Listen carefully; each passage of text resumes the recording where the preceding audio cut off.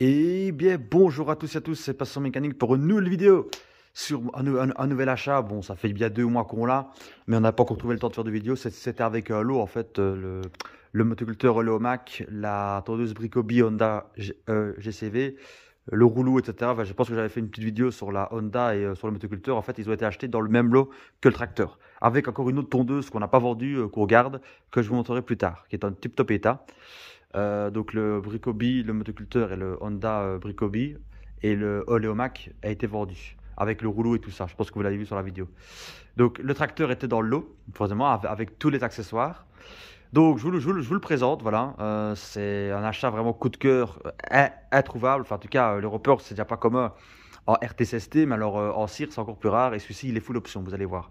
Donc celui-là, on le garde, on le vendra pas. Ça, c'est sûr et certain. On s'est décidé, pas comme l'autre qu'on a vendu. Donc il s'agit d'un Sears SS16. Donc c'est un Roper RTCST en fait qui était vendu sous Sears. Ils ont été vendus aussi sous Sears. Donc, donc c'est un phase 1, donc il est entre 73 et 74. Et les phases 2, eux, ils ont été faits de 75 à 76. Et c'était quasiment la même chose, sauf que le réservoir à l'arrière était en plastique et non en métal. Et ici, il est en métal. Et la couleur est un peu différente. Et à savoir que les RTCST, donc sous Roper, ils avaient cette carrosserie-là. Donc en fait, lui, il a la carrosserie de Roper phase 2. Parce que les phases 2 avaient la carrosserie, les garde-boue arrondis. Et les phares étaient plus hauts sur les phases 2. Alors que sur les phases 1, comme celui qu'on avait avant, là, le rouge et blanc, ils étaient là. Donc phase 1, les phares sont là. Phase 2, les phares sont ici. Et la carrosserie sur les phases 2 est arrondie, contrairement aux phase 1 qui est carré. Comme le Roper qu'on avait qui lui était en phase 1. Donc là, les Sears SS16 ont été faits que pendant 1 an, les deux phases. Et tous les deux en phase 2. Alors que les Roper RTCST, les premiers étaient vendus en phase 1. Et à partir de 78, ils ont eu cette carrosserie-là, donc que le Sears a, donc en phase 2, jusqu'à 83. Donc c'est un peu compliqué à comprendre, mais voilà. Il y a eu deux phases qui ont été vendues, en même temps. Enfin, c'est un peu spécial, mais voilà. Il faut comprendre, il faut connaître. Donc voilà, c'est pour ça que je vous le dis. Parce que quand on ne connaît pas, c'est un peu compliqué. Donc, il y a aussi le ST16 aussi. ST16 qui était le même châssis, sauf que c'était un Tecumseh, un mono en 16 chevaux, comme le RT16 qui était un 16 chevaux aussi mono Briggs. Donc ici, donc les deux phases ont eu tous les deux des Onan BFMS. Donc c'est le même moteur que sur le Roper qu'on avait, exactement le même, sauf que c'est la couleur qui change. Donc on l'a acheté pas très cher, en tout cas pour ce que c'est, à Namur. Et on pouvait pas passer à côté parce que c'est encore plus rare que le Roper qu'on avait. Sachant que celui-ci, il est full option. Je vais vous montrer. Donc il a le relevage à l'arrière, que l'autre n'avait pas, qui est une option. Le relevage, on pourrait appeler ça relevage 3 points. Bon, ça c'est un relevage 4, un relevage 4 points, on va dire, plus ou moins. On a, ici on ne voit pas, mais deux boules de remorquage. Deux boules ici. Deux boules, voilà. Vous pouvez les voir ici. Deux boules de remorquage. Voilà. Les deux boules ici. Donc voilà, ça c'est un accessoire. On a l'extincteur qui ne fonctionne plus mais qui était un accessoire d'époque. Et on a, bon ça c'est incroyable, parce que nous quand on l'a acheté, on n'a pas vraiment vu ça. On a un klaxon qui était aussi une option d'époque, voilà. Où le bouton se trouve ici. Voilà. Donc il est full option. Il y en a bien évidemment les poids qui sont introuvables. Siglé Sears, voilà. Avec du sable, etc. Que les Roper peuvent avoir. Savoir que tous ces appareils-là, ces options-là peuvent aussi être sur les Roper. Mais voilà, c'est compliqué de trouver un, déjà de base, et avec les qui full option, c'est encore plus rare. En sachant que des Sears SS16, je pense pas qu'il y en a eu en boîte hydro. Des Roper, oui, mais les Sears, je pense qu'ils n'avaient pas droit à la boîte hydro. Donc on a eu aussi avec ça la petite Bennett. Bon, elle n'est pas en très bon état, mais c'est la Bennett d'origine. Accessoire des... Donc oui, donc comme je disais, excusez-moi, on a été coupé, donc j'ai aussi la Bennett. Voilà. Avec les deux prises pour aller sur le relevage. Et c'est la Bennett d'origine. On peut le voir ici. Parce qu'il est mis. On le voit. Sears. Voilà. Sears. D'ailleurs, voilà. Bon, elle est en pas très bon état. Il faudrait qu'on la refasse. Parce que le mec a mis des renforts en bois dégueulasses. Parce qu'elle est un peu piquée. Mais on essaiera de la refaire. En la repeignant et en essayant d'enlever ça. Parce qu'à mon avis, elle ne devait plus très bien tenir. Et voilà, elle y est. Donc ça, c'est un accessoire aussi d'époque. Excusez-moi, j'ai été coupé parce que j'avais fait tomber un truc.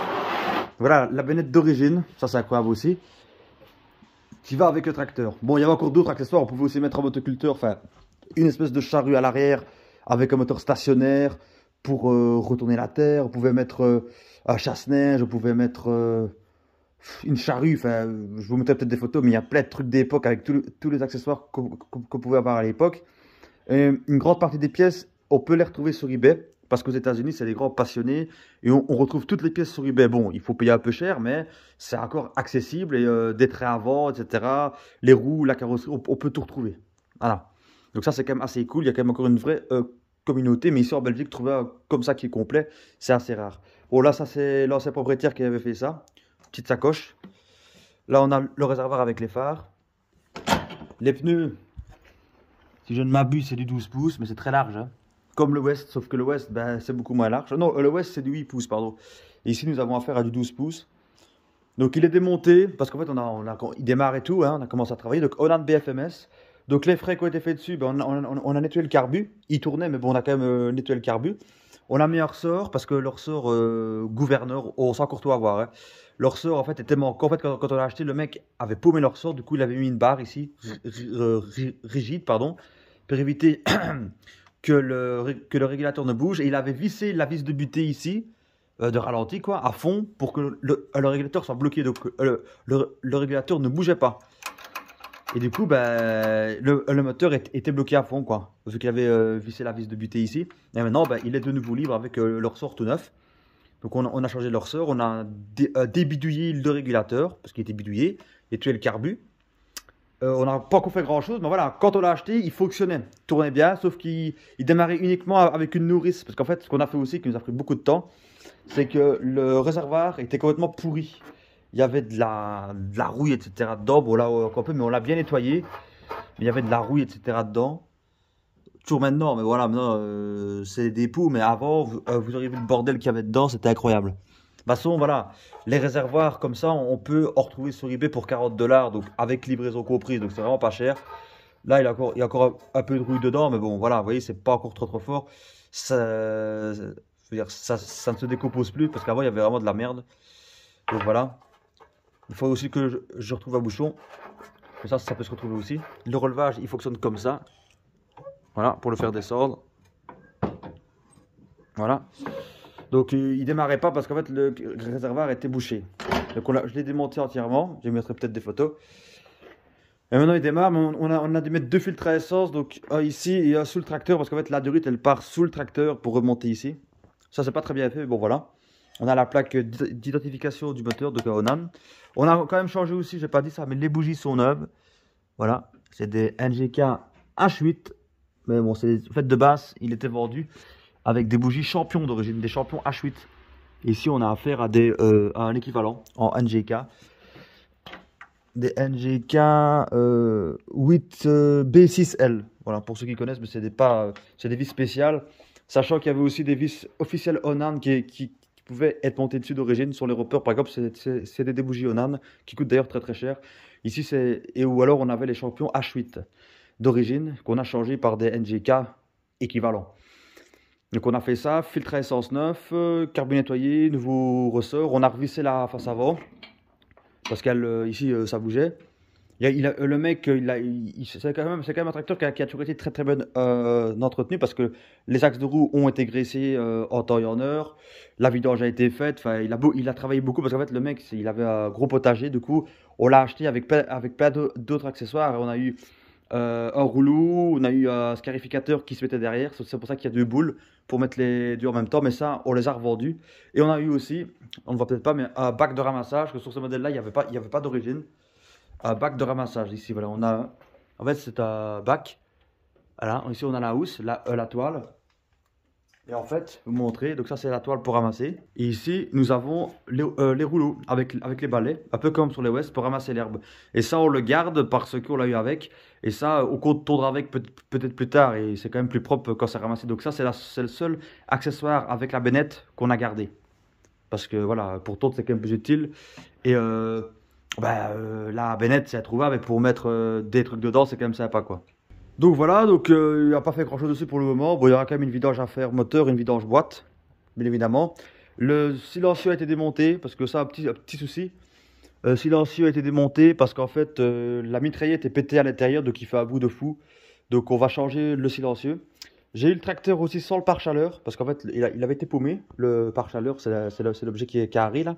Et j'ai réussi à retrouver un sur eBay. Bon, ça m'a un peu coûté cher, mais bon, des États-Unis, j'en ai retrouvé un. Preuve qu'on s'est encore tout retrouvé.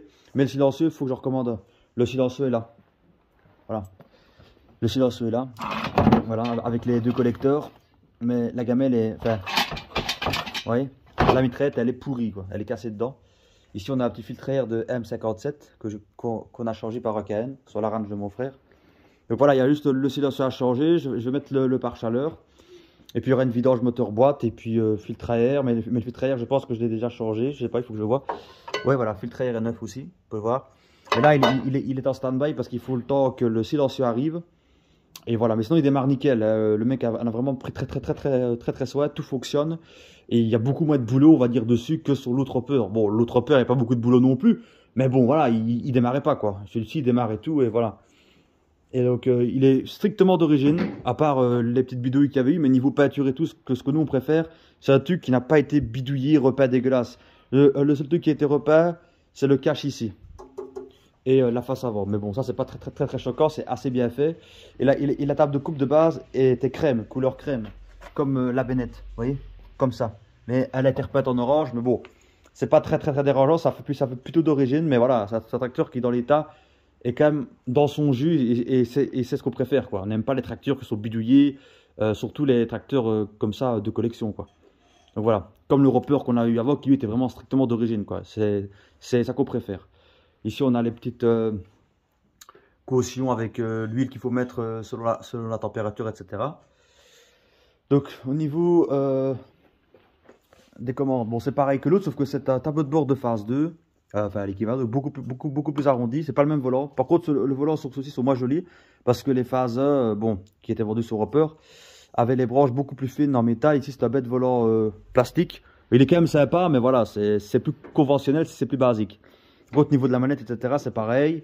On a le voltmètre ici pour l'ampérage, le klaxon qui ne fonctionne pas vu qu'il n'y a pas de batterie, les lumières, le starter et le démarrage. Mais il n'y a pas de batterie. Hein. Ici, on a bien évidemment pour embrayer. Bon, là, il a mis un manche de tournevis à la place, mais c'est pas très grave ça. On pourra le recharger. Pour embrayer, forcément, la prise, parce que c'est un moteur stationnaire, hein, c'est avec prise sur le côté. On a le renvoi d'angle ici, qu'on peut voir ici, là. Pour mettre un chasse-neige ou un truc comme ça. Enfin non, ça c'est pour la table de coupe, pardon. Ça renvoie la courroie en dessous. Et la courroie de traction passe ici. Comme sur le wheel. Le wheeler c'est 160. Là c'est pour abaisser la table de coupe. Et là c'est pour le relevage. Voilà. Et là on a les vitesses. Donc boîte longue, courte. 1, 2, 3. Et tout en bon état. Et même les stickers, etc. C'est vraiment très propre. Même ici c'est vraiment comme neuf. Donc voilà. C'est une présentation assez simple. Donc voilà, il est un peu en chantier, pas vous mentir. Il y a un peu de boulot, mais voilà, même les roues sont d'origine, c'est des roues un peu. C'est des roues, en fait, ils ont mis ces roues là, parce qu'en fait, les roues à l'arrière sont crantées, etc. d'origine. C'est des roues type Golf ou type. Parce qu'en fait, les marquages, non, c'est des types. C'est type, je pense, Golf, ces roues là. Et à l'avant, on a des roues quasiment lisses, parce qu'en fait, c'est pour ne pas écraser le gazon en fait. C'est-à-dire que à l'arrière, une fois que les roues arrière passent, vu que l'herbe est coupée, on s'en fout d'abîmer un peu. Mais là, c'est vu que quand les roues avant elles passent sur l'herbe ici, l'herbe n'a pas encore été coupée, donc c'est pour ne pas abîmer trop l'herbe et pour ne pas faire trop de marquage dans la terre et voilà quoi. Donc c'est pour ça qu'ils ont mis des roues plus lisses d'origine. Je tiens à le dire, c'est des roues d'origine à l'avant. C'est une question, c'est pour ne pas abîmer l'herbe avant qu'elle ne passe dans la table de coupe. Et puis ensuite, ils ont mis des roues crantées parce que l'herbe est quand même coupée. Donc, on a l'équivalent en poids de fonctionnement de marche. On a 306 kg avec un réservoir de 10 litres. Le réservoir est un peu chaud à enlever parce qu'il faut enlever tout le siège et tout le socle ici. Et voilà, c'est un gros bébé qu'on va garder bien évidemment. Se récupère Roper RTCST par la suite comme celui qu'on avait. Franchement, on le gardera aussi parce qu'on l'a vendu. Mais bon, un petit peu... avec quelques regrets, voilà. Donc c'est un beau tracteur, bon, il fonctionne etc. Mais il y a un peu de boulot dessus, mais il est très sale comme vous pouvez le voir. Il faut le laver. Donc voilà. J'espère que la vidéo vous aura plu. Donc désolé si pour le moment il n'y a pas beaucoup de vidéos sur la chaîne, c'est parce que j'ai pas trop le temps. J'essaierai de vous faire plus de vidéos, voilà, plus sérieusement. Voilà une vue un petit peu d'ensemble. Bon, la qualité pas terrible, voilà. Donc excusez-moi, donc on vient de passer les 1000 abonnés, donc je vous en remercie. Je vous en remercie grandement. Ça fait vraiment très très plaisir et il y aura une vidéo spéciale. Donc je vais essayer de reprendre le rythme de vidéo. Et avant de se quitter, ben voilà, c'est un tracteur qu'on va garder pour tondre et pour aussi tracter des remorques. Voilà, tracter des remorques, et c'est un peu notre tracteur showroom, quoi. Voilà, c'est un peu notre beau. Parce que ça, c'est quand même assez rare, quoi. Un tracteur comme ça, dans cet état-là, surtout vendu sous Sears, parce que les Roper étaient vendus sous Volvo BM, la filiale agricole de chez Volvo. Ici, c'est vendu sous Sears, et je pense pas que c'était vendu par Volvo BM, parce que les Roper, eux, ils avaient le sticker Volvo BM ici. Mais voilà, c'est vraiment une rareté déjà en Sears. Et moi, je savais même pas qu'il y en avait eu en Europe des Sears comme ça à vendre sous Roper. Et en plus de ça, full option, parce qu'il est quasiment full option. Je pense même qu'il est full option. Avec l'extincteur, le relevage, c'est vraiment très rare. Donc on va le garder, surtout qu'il est en très bon état, il faut nettoyer. Mais il a été très très bien entretenu. Il l'a travaillé, mais il a été très très bien entretenu, ce qui fait qu'il n'est pas rincé, quoi. La boîte, les vitesses passent bien. Voilà, il a été stocké pendant 2-3 ans. C'est pour ça que l'essence a un peu pourri. Mais sinon, voilà, tout passe bien. On a la plaque d'identification ici. Donc voilà, là, c'est le frein à main. Mais ça, c'est vraiment on avait encore dit avec mon frère, c'est des tracteurs, c'est incassable. Ça, c'est des boîtes en longueur qui vont de là à là. C'est incassable comme tracteur. Et moi, je kiffe le look, quoi. Je kiffe, ils sont très très hauts. Et quand on est dessus, c'est comme un tracteur agricole, quoi. Donc celui-là, on va le garder. Il y aura bien évidemment des vidéos dessus. Il y a eu quelques shorts quand on l'a redémarré, mais voilà. Donc merci d'avoir vu la vidéo. N'hésitez pas à vous abonner, à liker. Merci aux 1000 abonnés, je ferai une vidéo spéciale. Et donc voilà, on va essayer de reprendre un peu le rythme des vidéos parce que bon, ça commence un petit peu à être un peu longué. Je mets des shorts, hein, mais bon, à un moment donné, les shorts c'est bien beau, mais bon, c'est quand même bien de faire des vidéos de temps en temps. Donc ça, futur projet, nouvel achat, bon, ça fait 2 mois qu'on l'a, mais voilà. Je vous le présente, dites-moi ce que vous en pensez dans les commentaires si vous l'aimez bien. Moi je kiffe, voilà. C'est Roper Sears, c'est des tracteurs niveau conception, mécanique, niveau du look, j'adore. C'est dans les tracteurs, c'est dans mon top 5 de mes tracteurs préférés. Si pas dans mon top 3. Voilà.